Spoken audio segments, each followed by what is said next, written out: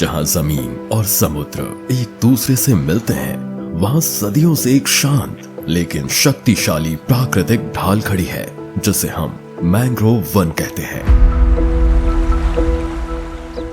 ऐसे तो दुनिया के 123 देशों में मैंग्रोव पाए जाते हैं और भारत इसके वैश्विक क्षेत्र का लगभग 5% संभाले हुए है।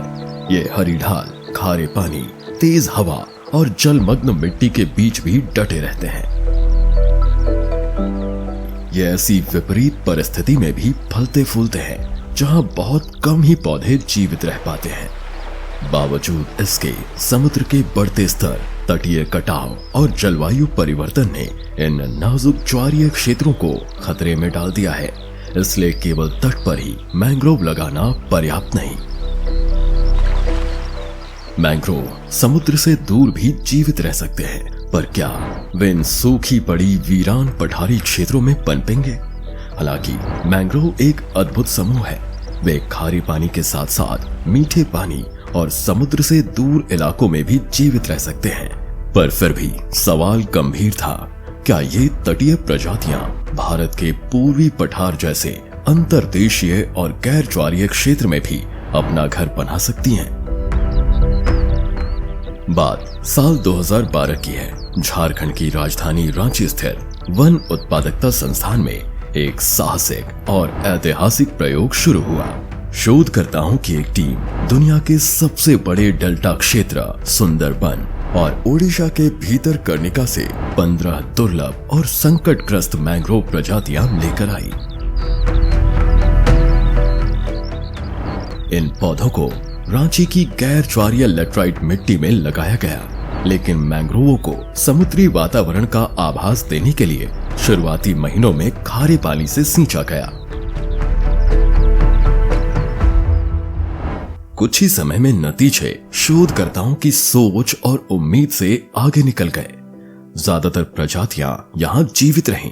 कुछ में तो 90% से भी अधिक जीवित रहने की दर दर्ज की गई। वहीं कुछ ने अपनी तेज वृद्धि दिखाई, मानो इस नए घर को उन्होंने खुलकर अपना लिया हो।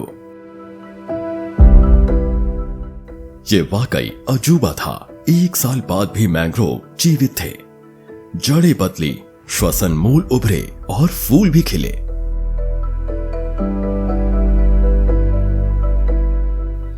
शोधकर्ताओं की माने तो सबसे रोचक बदलाव जड़ों में दिखा।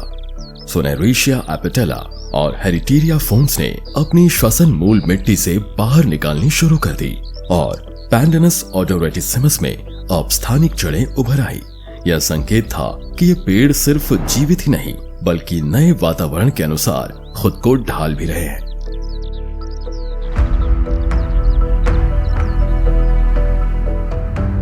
कुछ वर्षों में 5 मैंग्रोव प्रजातियों में फूल और फल आने लगे। सैकड़ों किलोमीटर दूर समुद्र से कटे इस पठार पर तटीय मैंग्रोव का पूरा जीवन चक्र पूरा हुआ। वन उत्पादकता संस्थान के इन्हीं सफलताओं ने रांची में एक स्थायी मैंग्रोव जर्म प्लाज्म बैंक को जन्म दिया। ये एक ऐसा भूखंड है जहां कई महत्वपूर्ण मैंग्रोव प्रजातियां आज भी एक साथ संरक्षित हैं, जिसे अब आनुवंशिक विविधताओं का एक जीवित खजाने के रूप में भी जाना जाता है।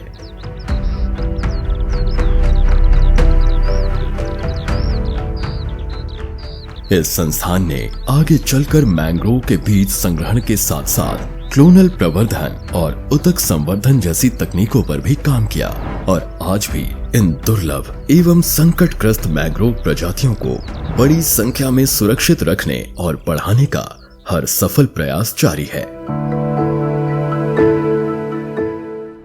हम लोग सभी जानते हैं जो क्लाइमेट चेंज के वजह से समुद्र का स्तर सी लेवल दिन के दिन बढ़ते जा रहा है और सी वाटर सैलिनिटी भी बढ़ते जा रहा है। इसके कारण इसके तट पर जो मैंग्रोव प्लांट्स रहते हैं तो उसका अस्तित्व भी खतरे में है।